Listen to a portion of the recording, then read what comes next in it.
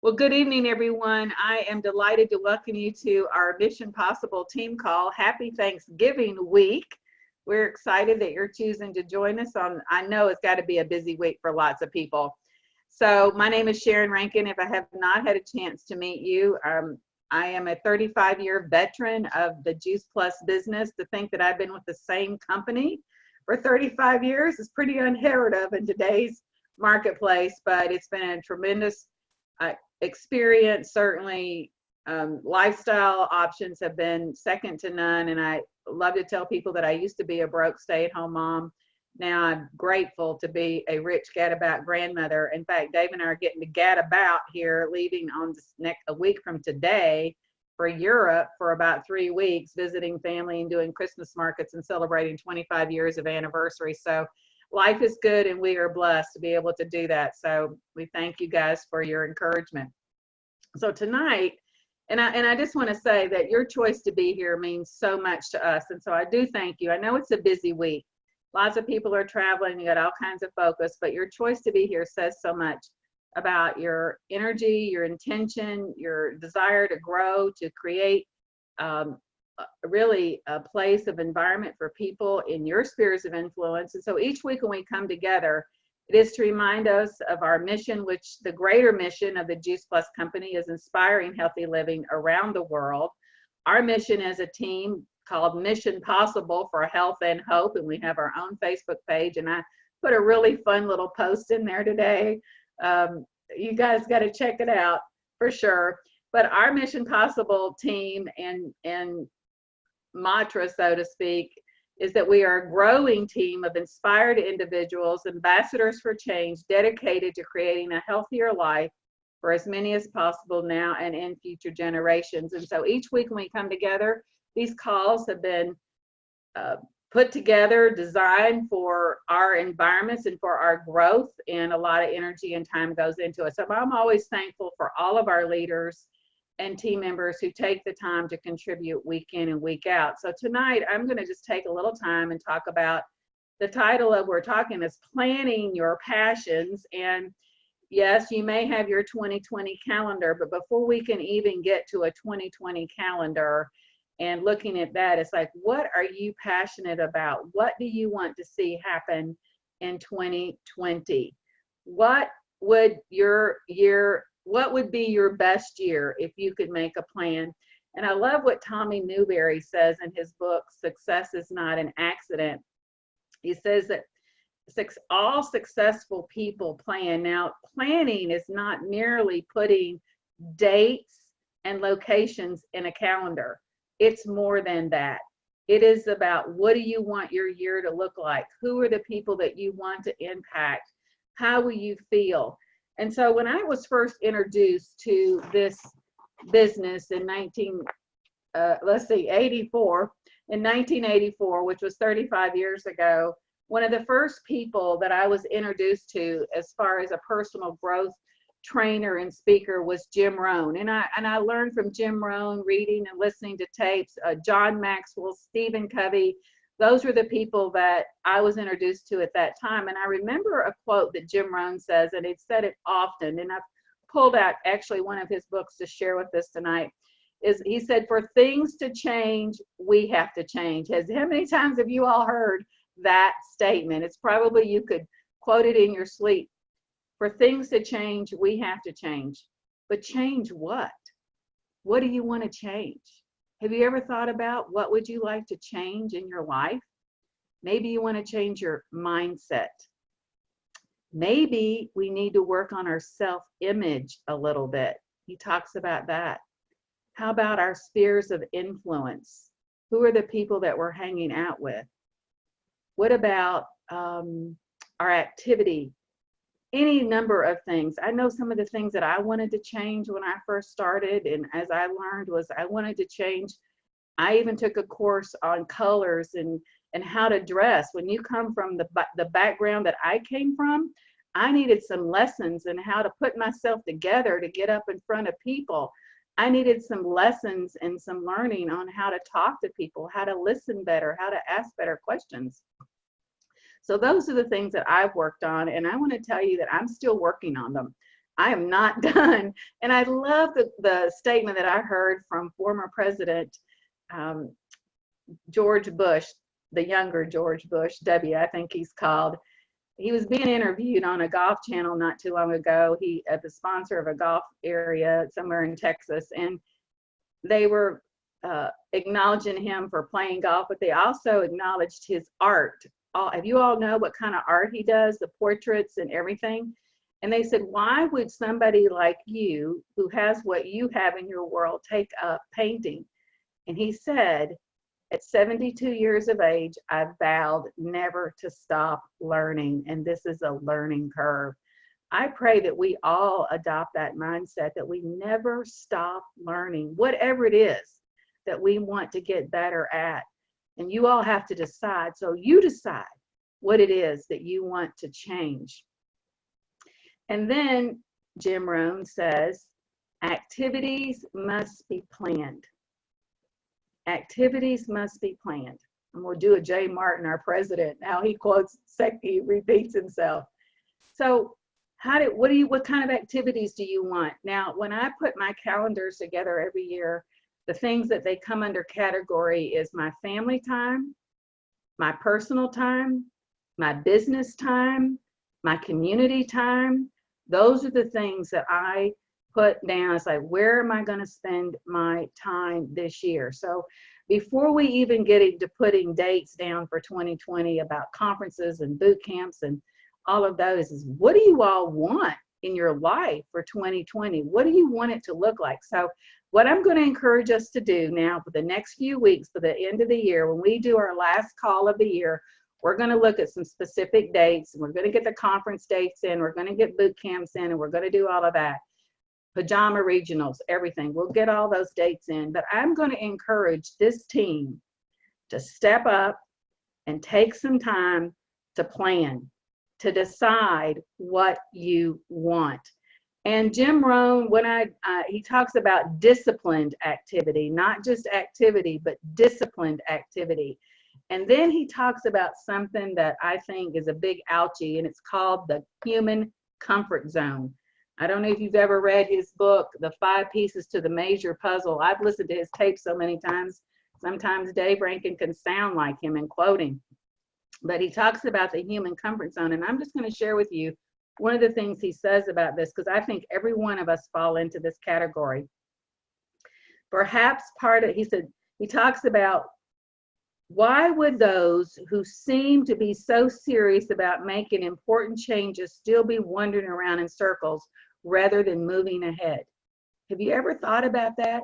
If somebody wants to make important changes in their life, why would they still be moving around in circles, not making any progress at all? Well, why would those who are planting their seeds fail to reap a beautiful harvest? And he says, perhaps the answer is to this question lies is because we have so much in this country. Just about everyone has a place to live, a phone, a car, a TV, some kind of income, whether big or small. We have clothes to wear and we have food to eat. With our basic needs taken care of, we fall into that dangerous place called the comfort zone. We lack either the sense of overwhelming desperation or the incredible force of inspiration to drive us into the marketplace. Guys, this has got to hit us right between the eyes. We might often wish for more, we might frequently want more, but we have neither a burning need or a burning desire to do what it takes to make it happen. That's Jim Rohn.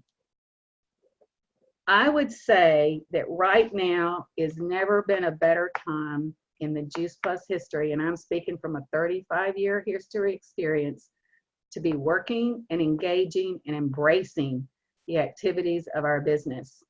Have you all heard about the gig economy? Are you all aware of something called the gig economy? I've talked to our leadership a little bit about it, but just in case you're not aware of what the gig economy is, it is a revolution that's taken place in our country, and you're seeing it. You just are not quite sure you know what it's called. You remember all those Uber drivers and Lyft drivers and people doing all kinds of extra things called side hustle. So I pulled up a few little statistics just to help reinforce what I'm talking about here, why now is the time to be embracing our exciting opportunity. It says by the year 2020, that's next year, the number of self-employed workers in the US is projected to triple to 42 million people. Deloitte's latest millennial study, this is a study on millennials, found that 64% of those in the workforce are looking for a side hustle. They're looking to make extra money. 64%. There's some numbers right there. I don't even know what that number represents. At the same time, retirees, people my age, people who are retired, but I'm not retired, I'm still on a mission. Retirees are still re-entering the workforce in strong numbers, open for an encore career. I don't know how many people that I've seen retire and they get bored pretty fast, and then they're out there doing something. If it's not volunteer work, they're looking for something to do. The growth of the gig economy represents a shift in the way Americans view work. Instead of full-time work, working for a boss, all the same thing through the gig economy are now people are looking for the gig economy, and it represents three things: flexibility, freedom, and personal fulfillment. And just one other little statistic here.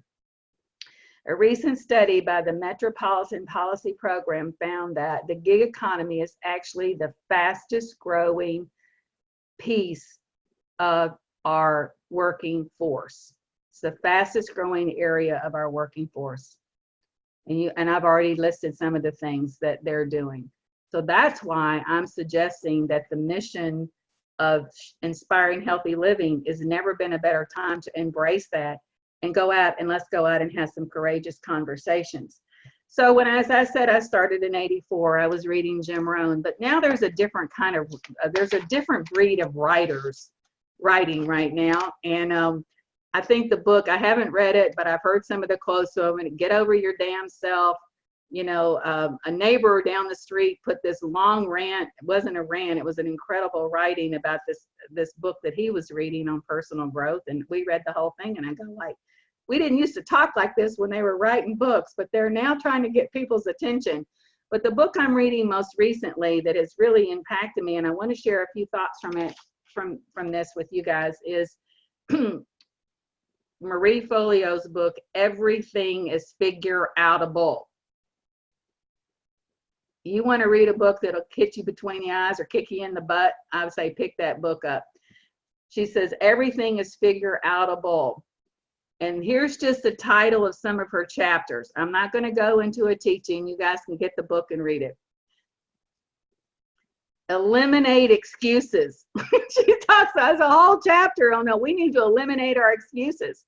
She said there's two four-letter words that'll take you down. One of them is I can't.